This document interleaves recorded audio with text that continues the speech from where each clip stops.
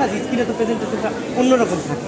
দেখুন এগুলো যতটা আনন্দ যেটা অনুভূতি ডেফিনেটলি দেয়, কিন্তু সত্যি কথা বলছি যারা একটু লং টার্ম খেলতে চাই তাদের জন্য এটা মানে আর একটু টেনশন বাড়িয়ে দেয় যে এটা চালিয়ে যেতে হবে, এটা সামলে হবে।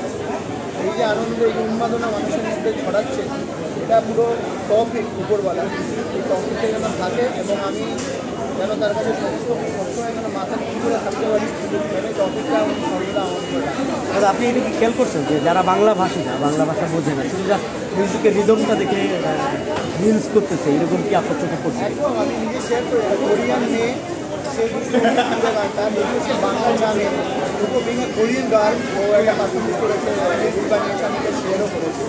এবং আমার মনে হয় আরও কয়েকটা পড়াশোনা করেছে, আমাদের খবর আসবে আমি একটা দেখি কোরিয়ান গানটা আমি দেখেছি। এই যে বাংলা একটা গান, বাংলা একটা ভাষা, এই শক্তি সারা বিশ্বে যত মানুষ আছে যারা গান পছন্দ করে বা শোনে, এই সবার কাছে ছড়াই যাচ্ছে, দেশকে রিপ্রেজেন্ট করছে। এবার বাংলা ওপার বাংলা যাই হোক, বাংলা ভাষাকে তো আসলে রিপ্রেজেন্ট করা হচ্ছে, বাংলা সংস্কৃতিকে রিপ্রেজেন্ট করা হচ্ছে। এই যে আপনার মাধ্যমে বা আপনার মতো যারা আপনার প্রফেশনে আছে, এই জিনিসটা আপনি কীভাবে দেখেন? থাকে না যে অন্যভাবে এটাই তো কাজ আমার।